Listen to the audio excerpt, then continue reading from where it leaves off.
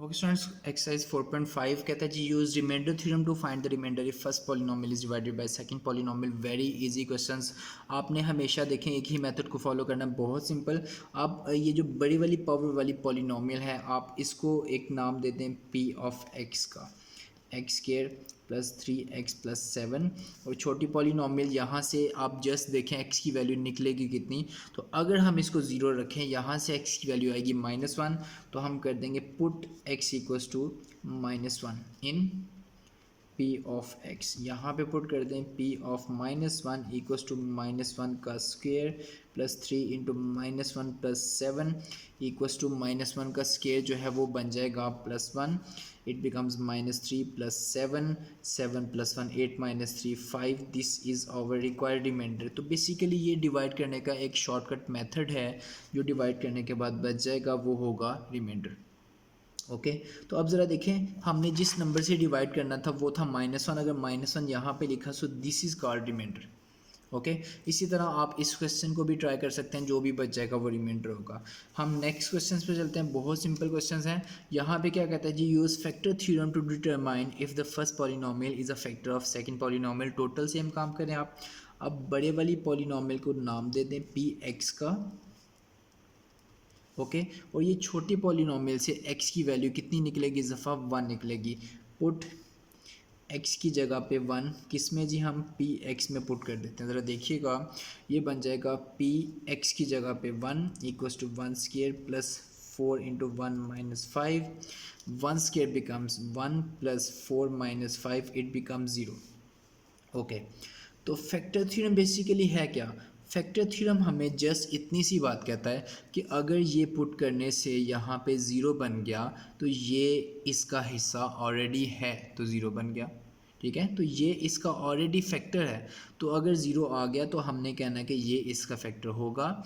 और अगर ज़ीरो नहीं आता तो हमने कहना है ये इसका फैक्टर नहीं है। आप फैक्टराइजेशन करके देखो यहाँ से, अगर आप यहाँ से फैक्टराइजेशन करके देखते हो तो यहाँ पे x-1 और सेकंड भी कोई फैक्टर लाजमी बनेगा इसकी फैक्टराइजेशन करके, तो ये इसका फैक्टर ऑलरेडी है तो इसकी वजह से ज़ीरो बना ना। तो हमने जस्ट क्या करना है, वही नाम दे के x की वैल्यू पुट करनी है ऊपर वाले क्वेश्चन की तरह। अगर ज़ीरो बच जाएगा तो ये उसका रिमाइंडर होगा, और सॉरी फैक्टर होगा। और अगर ज़ीरो नहीं बचेगा तो हमने कहना फैक्टर नहीं है, तो यहाँ पे कह देंगे yes first polynomial is a factor of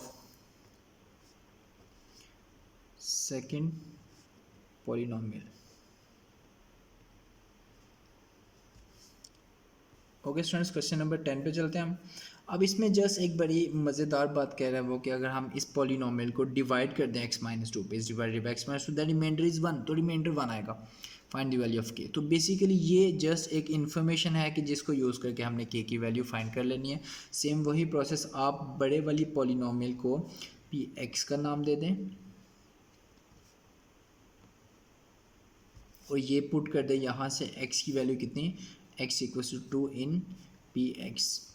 तो यहाँ पे जब आपने 2 पुट कर देना है तो बनेगा 2 की पावर 4, 2 इंटू 2 का cube plus k into 2 square plus 3, it becomes 16, it becomes 16, it becomes 4k plus 3, 16 16 32 plus 3 35 plus 4k।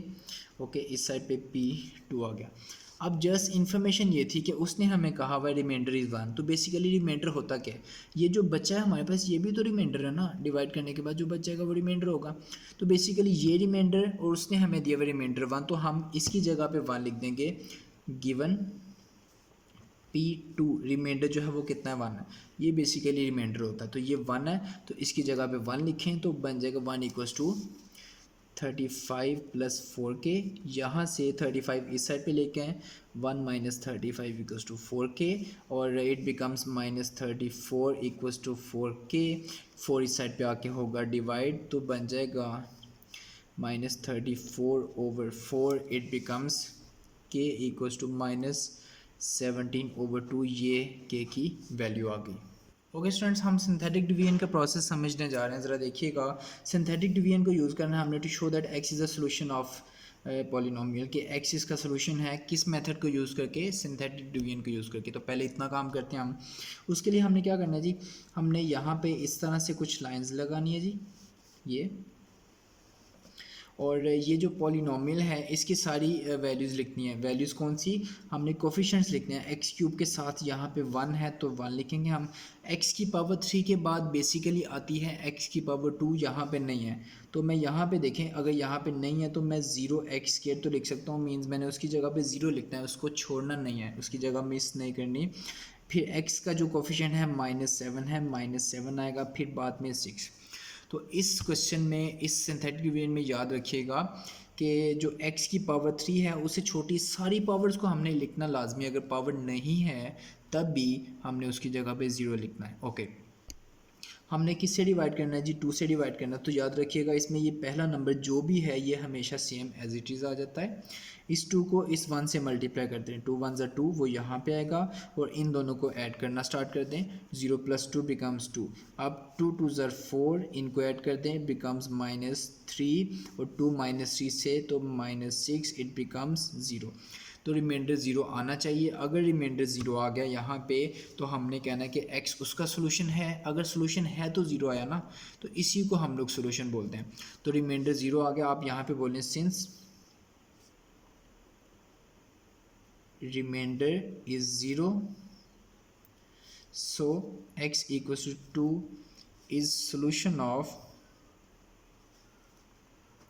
x³ - 7x + 6 = 0, इसका सोल्यूशन है। ओके जी, सोल्यूशन तो हमने बना लिया। अब नेक्स्ट हमें क्या बोला हुआ था, and use the result to factorise it completely. हमने रिज़ल्ट को यूज़ करना है और इसको कम्प्लीटली फैक्टराइज कर देना है। अब इसके 3 फैक्टर्स बनेंगे बिकॉज पावर 3 है। रिज़ल्ट को किस तरह से यूज़ करना है, हमने ये जो नीचे वाला रिज़ल्ट है अब इसको यूज़ करेंगे, 1 है। नाउ आप यहाँ पे एक बात लिखें, डिप्रेस्ड इक्वेशन अब डिप्रेस्ड इक्वेशन किसे कहते हैं हम लोग, ये देखें, ये जो नीचे वाले नंबर्स बच जाते हैं इनसे जो इक्वेशन बनती है हम हमेशा उसको नाम देते हैं डिप्रेस्ड इक्वेशन को। ओके, तो ये है जी, यहाँ पे मैं दोबारा लिखता हूँ, 1 है +2 है और साथ में -3 है = 0। जब भी आप सिंथेटिक डिवीजन पे काम करें तो आपने इस तरह से नंबर्स को लिख देना है। राइट साइड से स्टार्ट करना है, x की पावर 0, x की पावर 1, x की पावर 2, जहाँ तक भी जाएँ हम। तो फ़िलहाल हमारे कोर्स में x की पावर 2 तक आ गया हम। x² + 2x - 3 = 0, और इसको आप कर दें फैक्टराइज ताकि हमारे पास फैक्टर्स आ जाए। x² प्लस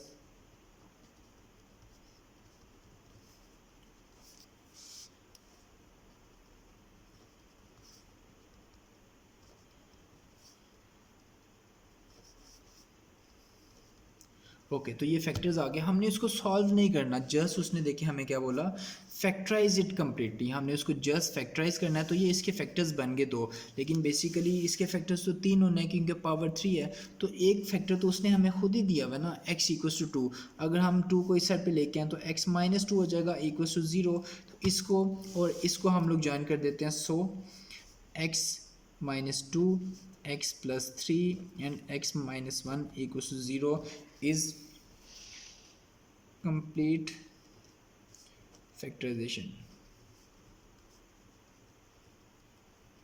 ओके, यही हमारा रिक्वायर्ड आंसर है। ओके स्टूडेंट्स, अक्सर ये क्वेश्चन मुश्किल लगता है स्टूडेंट्स को, तो इसमें देखें मैं आपको जैसे एक हिंट देता हूँ कि आपने यहाँ पे पहले तो इसकी वैल्यूज़ x की पावर 4 का 2, x³ का 7, x² का -4 है, +4 नहीं लिख देना, याद रखिएगा। फिर x का है -27, फिर है -18। आपने लिख दी पहली वैल्यू है 2, इससे डिवाइड कर दें, बेशक आपकी मर्ज़ी है। यहाँ पे आप डिवाइड करना स्टार्ट कर दें, तो ये 2 एज इट इज़ नीचे आएगा। 2 2 ज़ा 4 बिकम्स 11, 2 11 ज़ा 22 बिकम्स 18, 2 18 ज़ा 36 बिकम्स 9, सॉरी यस बिकम्स 9, और 2 9 ज़ा 18 तो बिकम्स 0। तो रिमाइंडर 0 आ गया। अगर इससे डिवाइड करने से रिमाइंडर 0 आ गया तो इसका मतलब है कि ये इस पॉलिनोमियल का फैक्टर है। ओके, सॉल्यूशन है।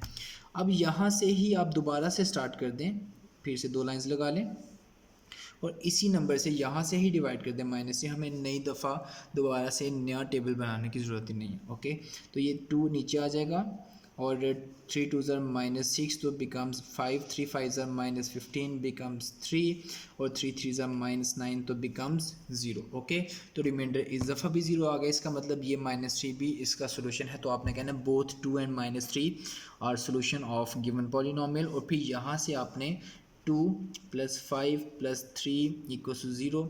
यहाँ से आप x की पावर 0, x की पावर 1, x की पावर 2, ये बन गई क्वाड्रेटिक इक्वेशन। 2x² + 5x + 3 = 0।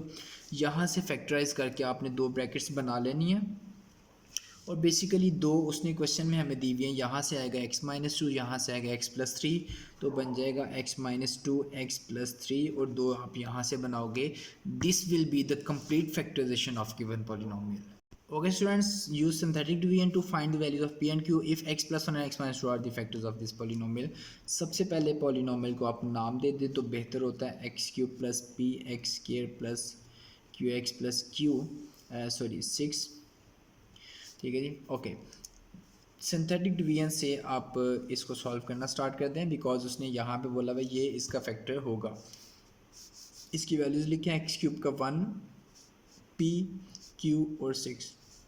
इनके कोफिशिएंट्स याद रखिएगा, x हमने नहीं लिखने। और यहाँ से x की वैल्यू निकलेगी -1, तो -1 से डिवाइड करना स्टार्ट कर दें। ये 1 जो है वो एज इट इज़ नीचे आएगा, 1 को -1 से किया -1, तो इट बिकम्स p-1। अब -1 को जब इसके साथ मल्टीप्लाई करते हैं तो p हो जाएगा माइनस का और -1 हो जाएगा प्लस का, तो it becomes q - p+1। Add करने के बाद -1 को जब इन तीनों से करेंगे मल्टीप्लाई, -q + p-1। ओके, तो ऐड करने के बाद देखें -q भी एज इट इज़ रहेगा, प्लस p भी एज इट इज़ रहेगा, 6 - 1 बन जाएगा +5। ओके, और फिर से आपने क्या करना होगा जी, अब आपकी मर्ज़ी है कि आप यहीं पे यहाँ से 2 से डिवाइड करना शुरू कर देते हो या फिर आप नया टेबल बनाते हो। तो बहुत सारे स्टूडेंट्स को प्रॉब्लम होती है इस टेबल में, तो अब बेहतर है कि आप नया ही टेबल बनाओ।